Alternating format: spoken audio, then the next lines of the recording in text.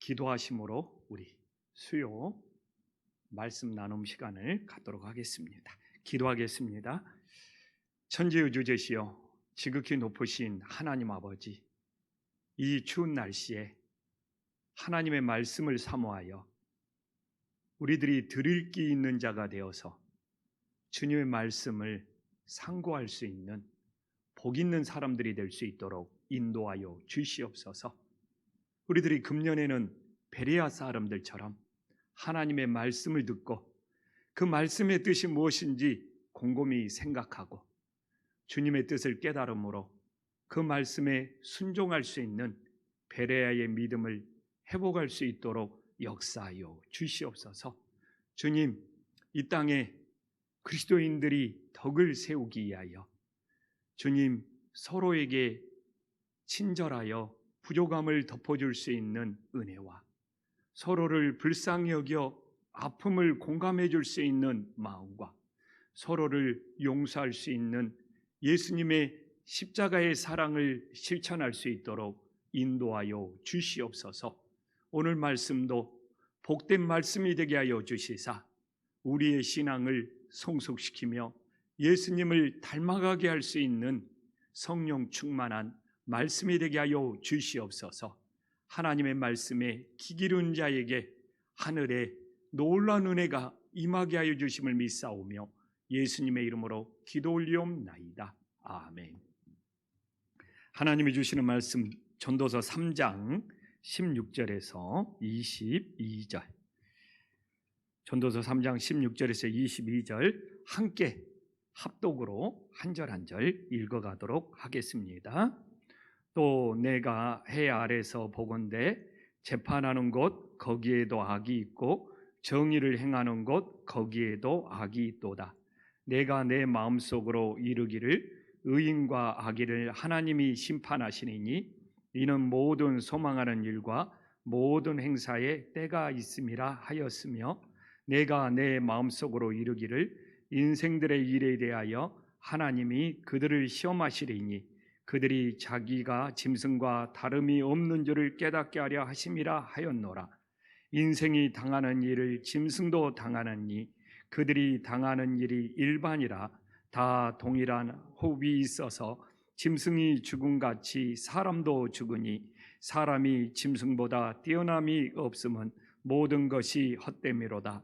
다 흙으로 말미암으로 다 흙으로 돌아가나니 다 한 곳으로 가거니와 인생들의 혼은 위로 올라가고 짐승의 혼은 아래로 곧 땅으로 내려가는 줄을 누가 알랴. 그러므로 나는 사람이 자기 일에 즐거워하는 것보다 더 나은 것이 없음을 보았나니 이는 그것이 그의 목이기 때문이로라. 그의 뒤에 일어날 일이 무엇인지를 보게 하려고 그를 도로 데리고 올 자가 누구이리라. 아멘. 오늘은 전도서 3장 16절에서 22절 3장 후반부를 다루면서 우리 성도님들과 은혜를 나누고자 합니다. 오늘은 새해 첫 주 수요일입니다. 우리들이 늘 수요일마다 하나님의 말씀을 묵상하면서 하나님의 뜻을 깨닫고 순종하는 복 있는 삶이 될 수 있기를 간절히 소망합니다. 전도서는 다른 성경과 다른 특징이 있습니다. 오늘 본문을 보더라도 이 전도자는 세상의 일에 대하여 회의감을 표현합니다. 세상 일, 해 아래에서, 오늘도 우리가 16절을 보지만 해 아래에서 하는 모든 일들이 헛되다고 하면서 세상 것에 대하여 회의감을 표현합니다. 그러면 이 전도자가 지혜로운 것이 뭐냐면 세상 것에 대하여 회의감을 표현하기 때문에 그러면 진짜 소망이 어디 있느냐? 그 진짜 소망은 세상에 있는 것이 아니라 하늘에 있다는 것을 유도하고 있어요. 그래서 오늘은 이 전도자가 16절부터 22절까지 세 번에 걸쳐서 세상의 회의감을 표현하고 있습니다. 세 차례나. 그래서 우리들이 세 차례나 해 아래서 세상에서 생기는 회의적인 일들이 무엇인지를 깨닫고 이렇게 세상은 소망이 없기 때문에 우리들이 해 위에 계신 하나님께 소망을 가져야 된다. 이렇게 전도자는 우리를 인도하고 우리를 이끌어내고 있습니다. 그럼 오늘 이제 우리가 제일 처음으로 이 전도자는 세상에서 어떤 해이감이 들었는지를 우리가 살펴봐야죠. 근데 16절에 보면 이 전도자가 가졌던 세상에서 가지는 이 해 아래에서 우리는 늘 중요합니다. 전도자는 공간, 장소가 어디냐를 굉장히 중요시합니다. 그래서 오늘도 이 해이감이 드는 장소가 어디냐? 해 위가 아니고 해 아래 세상에서 해이감이 찾아온다는 것이죠.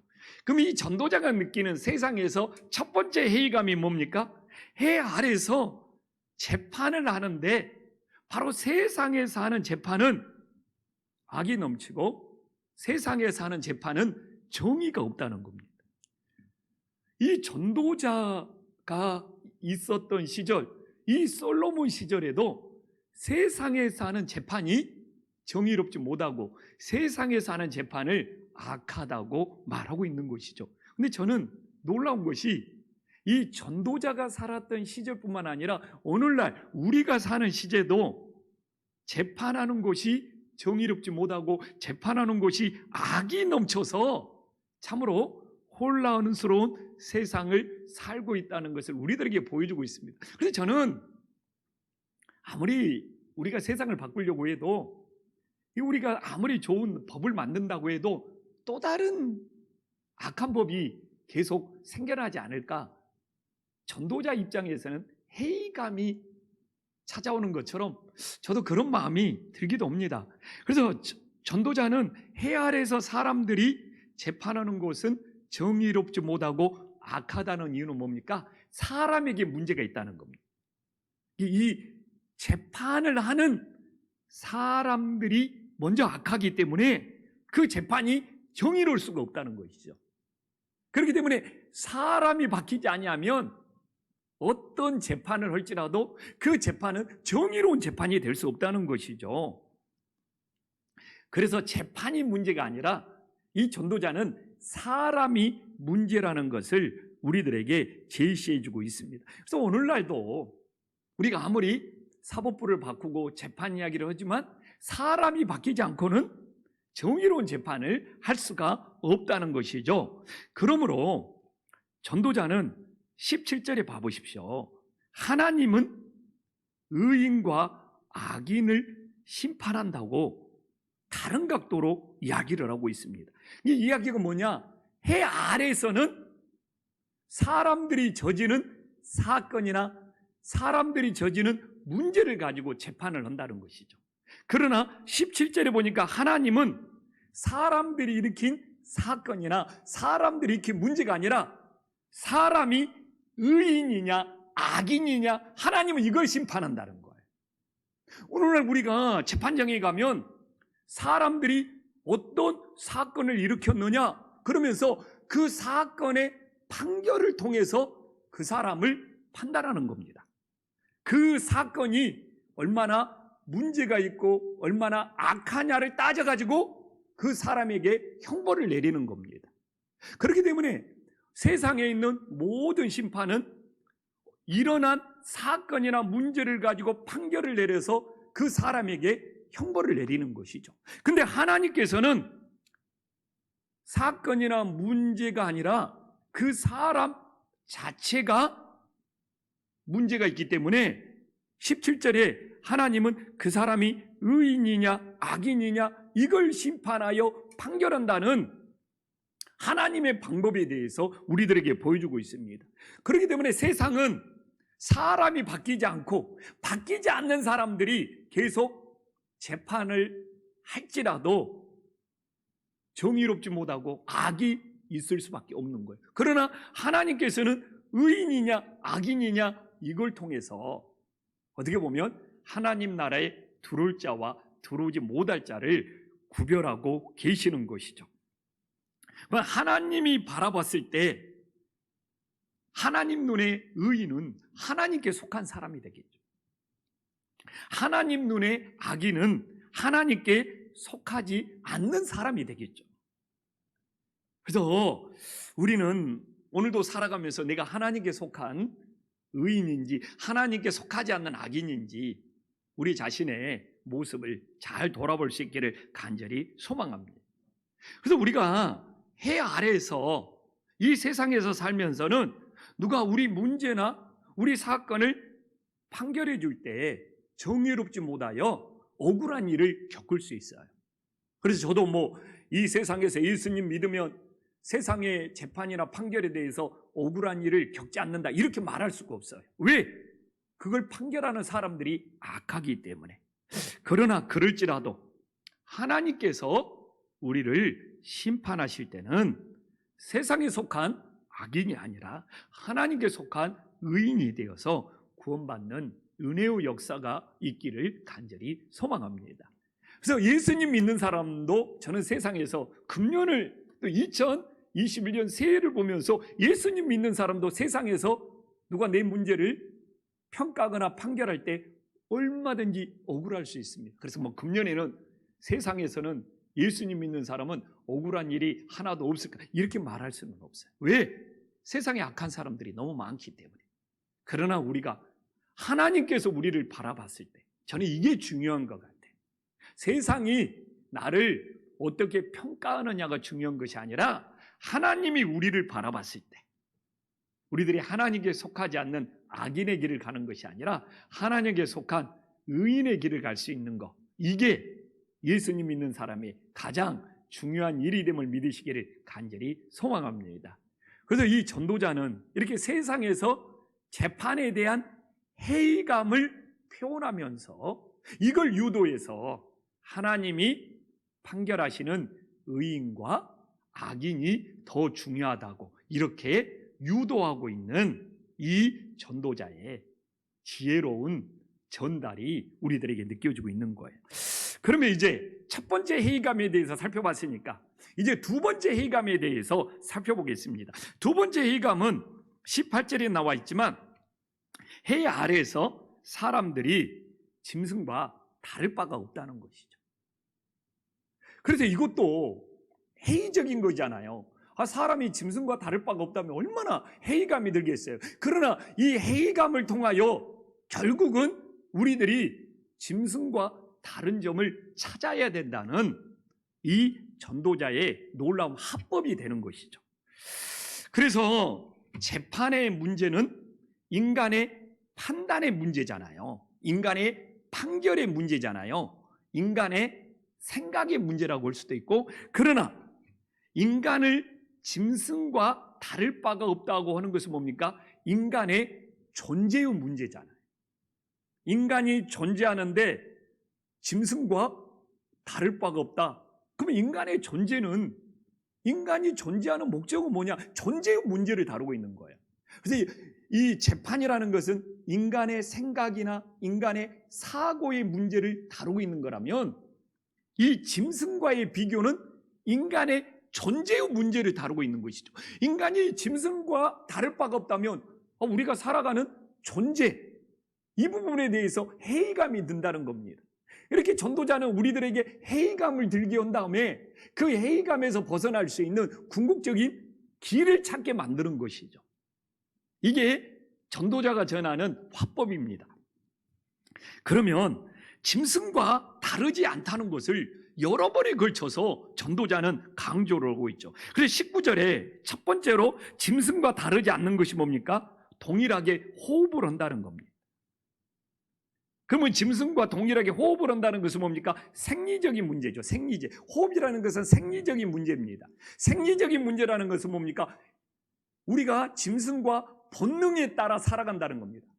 그래서 우리가 짐승처럼 호흡하면서 생리적인 현상으로 우리들이 짐승처럼 본능에 따라 살아간다면 회의감이 들잖아요. 내가 짐승처럼 호흡하면서 먹고 마시고 이런 본능에 충실해서 살아간다면 사람이 짐승과 다를 바가 뭐냐? 이런 회의감에 직면하게 된다는 거예요. 그래서 인간이 본능에 따라 살지 않고 짐승과 다른 길은 뭐냐? 이걸 찾아야 되는 것이죠. 그래서 이 전도자의 합법이 탁월한 거예요.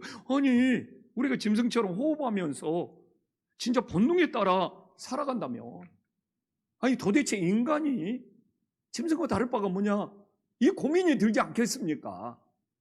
이제 전도자는 이 고민 속에서 궁극적으로 하나님을 찾아라는 것이죠. 그래야지 이게 짐승과 다른 것을 구별할 수 있는 길이 된다는 것이죠. 이런 식으로 문제를 던지는 거죠. 그리고 이제 짐승과 또 다르지 않는 두 번째 이유를 19절에서 던지고 있잖아요. 짐승도 죽는데 사람도 죽는다는 것이죠. 아니, 사람이 짐승처럼 죽음으로 끝나면 전도자는 거잖아요. 짐승보다 뛰어남이 없는 헛된 인생에 불과하다는 것이죠.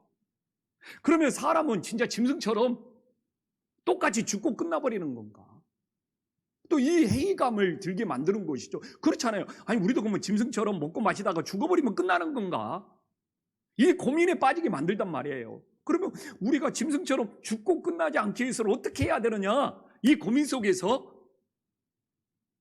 이 전도자는 진리를, 하나님을 찾게 만드는 거죠. 우리가 그냥 먹고 살고 호흡하다가 결국 짐승과 똑같이 죽어버리고 끝나버리면 전도사는 그러잖아요. 짐승보다 뛰어남이 없는 헛된 인생에 불과하다는 것이죠. 그럼 그러지 않기 위해서는 어떻게 해야 되느냐? 이 중요한 질문을 우리들에게 던지고 있는 것이죠. 그리고 우리가 새해를 시작해서 금년에 우리가 정말 짐승처럼 호흡하다가 또 짐승처럼 죽고 끝나는 그런 인생이 되지 않기 위해서 한 해를 우리가 어떻게 살아야 되느냐? 진지하게 질문을 던질 수 있는 거잖아요. 그리고 또 하나는 뭡니까? 20절에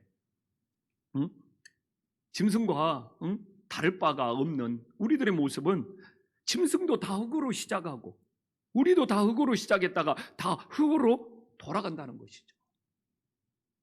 그러면서 다시 한번 이런 짐승과 인간이 다를 것이 뭐냐라고 던지면서 21절에 이 반어법으로 회의적으로 누가 아냐?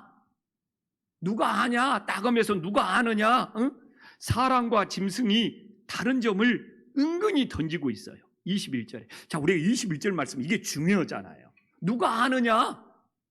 이게 세상 사람들이 모두 알면 좋겠지만 세상 사람들이 다 알지 못하기 때문에 우리들에게 고민을 던지듯이 21절 말씀을 우리들에게 던지고 있는 거예요. 이게 우리가 짐승처럼 호흡하고 짐승처럼 죽고 짐승처럼 흙으로 돌아가는 우리 인생으로 끝나지 않고 짐승과 다른 점을 찾기 위한 힌트를 전도자는 우리들에게 21절에서 주고 있는 것이죠.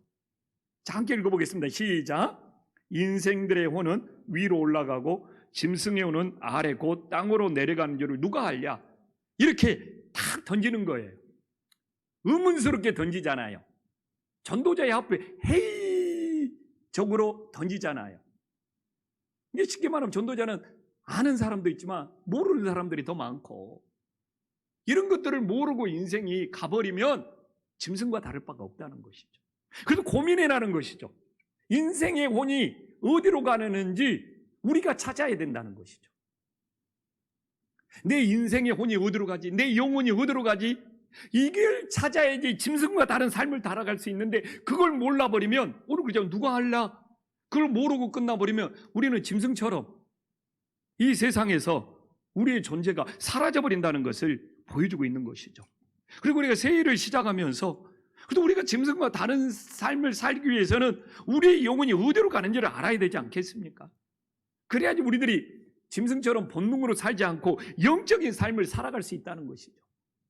자, 나는 이 전도자가 전하는 이 합법이 굉장히 좀 탁월하지 않습니까? 우리가 우리의 영혼이 가는 목적지를 모른다면 짐승과 다를 바가 없는 것이죠. 그런데 전도자는 이것조차도 모든 사람이 알았으면 좋은데 모든 사람이 알 수가 없다는 회의적인 말투로 사용하고 있잖아요. 누가 알냐? 그럼 우리는 알아야 되는 것이죠. 내 영혼이 어디로 가는지 알아야죠. 내 영혼의 목적지를 알아야죠. 그래서 우리는 짐승과 그래도 다른 삶을 살 수 있는 것이죠.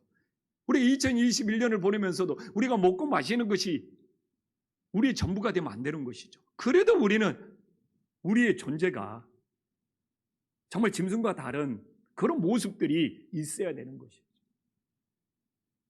그래서 우리는 정말 내 영혼이 어디로 가는지도 모르고 내 영혼의 목적지도 모르고 살아가고 있다면 우리는 정말 짐승과 다를 바가 없는 인생이 되기 때문에 내 영혼의 고향, 내 영혼의 목적지, 내 영혼의 종착지를 알고 그 영혼을 받아주시는 우리 주님을 찾고 만나고 그 주님과 함께 할 수 있는 복 있는 새해가 될 수 있기를 간절히 소망합니다. 그러면 전도자에게 찾아온 세 번째 회의감은 무엇입니까? 첫 번째 회의감은 우리가 판단하는 것에 대한 우리 사고에 대한 회의감이었다면, 두 번째 회의감은 짐승과 다를 바가 없다는 존재에 대한 회의감이었다면, 세 번째 회의감은 22절을 보니까 즐거움에 대한 것입니다. 그럼 이 즐거움은 뭐에 대한 회의감이냐? 가치예요, 가치. 내가 어떤 것에 가치를 두냐에 따라서 사람들이 즐거움을 느끼는 것이 다 천차만별이에요. 지금도 그렇잖아요. 게임을 엄청 좋아하는 사람은 게임 속에서만 즐거움을 찾습니다. 그러나 저처럼 게임을 모르는 사람은 게임 속에서 즐거움을 찾지 못해. 이거 가치의 문제라는 거예요. 내가 어느 것에 비중을 두고 어느 가치를 추구하냐. 그러니까 이 회의감을 느끼는 세 가지 문제를 딱 보면 전도자가 기막힌 거예요. 이 판단하는 이 생각 사고의 회의감을 다룬 다음에, 그 다음에 인간의 존재하는 목적, 이 존재에 대한 회의감을 다룬 다음에, 그 다음에 제일 마지막 22절에 즐거움을 통하여 인간의 가치, 사람은 가치에 따라 즐거움이 달라지는 거예요. 이 가치에 대한 회의감을 다루고 있는 거예요. 이렇게 보면은 인간은 이 세 가지를 가지고 살아가는데, 이 세 가지를 놓쳐버리면 인간이 이 세상에 살아가는 목적을 잃어버리게 되는 것이죠. 그래서 인생은 오늘 22절에 보면 두 번 살 수 없다는 거잖아요. 인생은 누가 도로 데리고 와서 우리의 결과를, 우리의 뒷일을, 인생은 두 번 살 수가 없다는 것이죠. 그렇기 때문에 한 번 사는 인생의 가장 큰 즐거움이 뭐냐? 다시 22절에 보면 전도자는 자기 일에서 즐거움을 찾아야 된다는 거죠. 자기 일. 자기 일에서 즐거움을 찾아야 된다는 것이죠.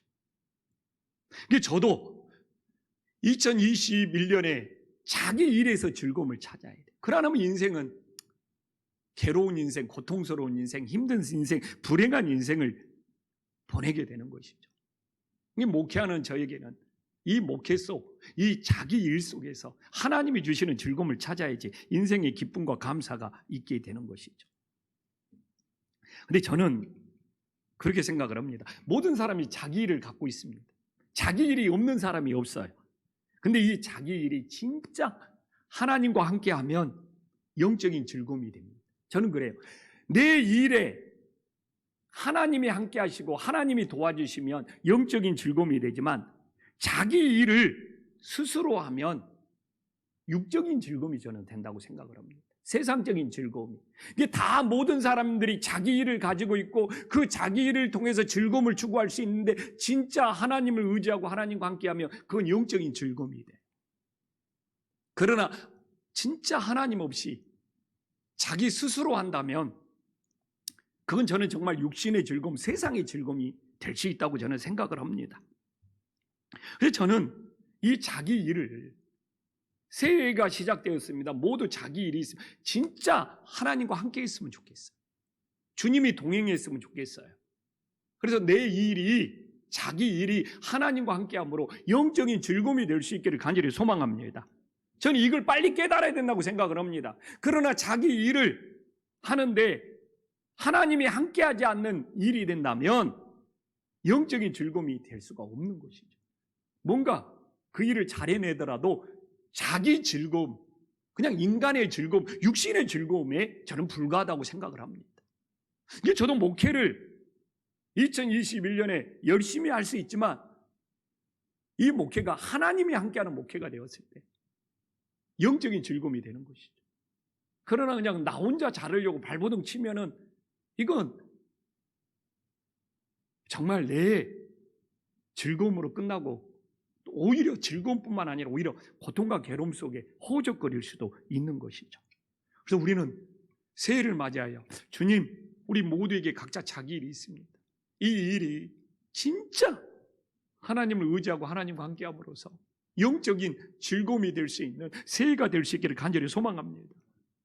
정말 하나님이 없는 자기 일은 잘 되더라도 그냥 인간의 즐거움에 불과하고 끝나버리는 것이죠. 근데 생각을 해보십시오.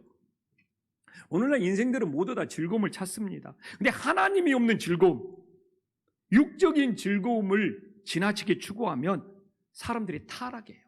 그렇잖아요. 인간이 막 육적인 즐거움, 자신의 즐거움을 막 지나치게 추구해버리면 어떻게 되는 겁니까? 쾌락이 되고 그 쾌락이 방종이 되고 그 방종이 타락으로 가는 것을 우리는 너무나 잘 알 수 있습니다. 그러나 자기 일에 하나님이 함께하는 즐거움은 영적인 즐거움이 되어서 하나님을 기쁘게 하고 사람들에게 유익을 주는 은혜가 있음을 믿으시기를 간절히 소망합니다. 그래서 새해 우리들이 영적인 즐거움을 많이 느꼈으면 좋겠어요. 우리 모든 일에 우리가 하는 일들이 있지 않습니까? 이 하는 일들을 저는 세 가지를 딱 했으면 좋겠어요. 주님께 의지하고. 근데 주님께 의지한다는 것은 뭡니까? 주님께 의지한다는 것은 주님께 기도를 해야 돼. 그리고 주님께 기도한다는 것은 무엇입니까? 주님과 함께 해야 돼. 이럴 때 자기 일이 하나님이 함께하는 일이 되어서 정말 영적인 즐거움이 될 수 있음을 믿으시기를 간절히 소망합니다. 그래서 자기 일을 가지고 주님을 의지해야 돼. 주님께 기도해야 돼. 그 일에 주님이 함께해야 돼. 그래서 저도 2021년을 시작하면서 내 일이 있을 거 아닙니까? 목회하면서 자기 일이 있을 거 아닙니까? 주님을 의지합니다. 이 모든 일을 하면서 주님께 기도합니다. 이 모든 일 속에 주님이 함께하여 주십시오. 이 세 가지가 있어야지 영적인 즐거움이 됩니다. 그래서 우리 성도님들이 2021년 어떤 일을 하더라도 그 자기 일들이 주님을 의지하고 주님께 기도하고 그 일에 주님이 함께함으로써 올 가을에는, 올 연말에는 영적인 즐거움의 결실들이 나타날 수 있기를 간절히 소망합니다. 그래서 우리가 하는 모든 일에 정말 저를 비롯하여 우리 성도님들 모두가 우리가 하는 자기 일에 주님을 의지하고 주님께 기도하고 주님이 함께함으로 정말 영적인 즐거움의 열매들을 풍성히 맺을 수 있는 한 해가 될 수 있기를 진심으로 소망합니다. 기도하겠습니다. 천지우주제시여 지극히 높으신 하나님 아버지, 우리들이 정말 하나님이 재판하실 때 세상에 속한 악인이 아니라 하나님께 속한 의인이 되며 우리의 영혼이 어디로 가는지를 모르고 짐승과 다를 바가 없는 인생이 아니라 우리의 영혼의 목적지를 알게 하시고 우리들이 육적인 즐거움만을 추구하는 것이 아니라 주님을 의지하고 주님께 기도하고 주님과 함께함으로 영적인 즐거움을 추구하는 주님의 자녀가 되게 하여 주시옵소서. 사람의 판결 정의로울 수가 없습니다. 주님께 속한 의인이 되게 하여 주시옵소서. 주님, 영적인 우리 영혼의 목적지를 모르면 짐승과 다를 바가 없습니다. 우리 영혼이 가는 목적지를 알게 하여 주시옵소서. 새해 모두 자기 일이 있습니다. 육적인 즐거움으로 끝나지 않고 하나님이 함께함으로 반드시 영적인 즐거움이 될 수 있도록 인도하여 주시옵소서. 예수님의 이름으로 간절히 기도 올리옵나이다. 아멘.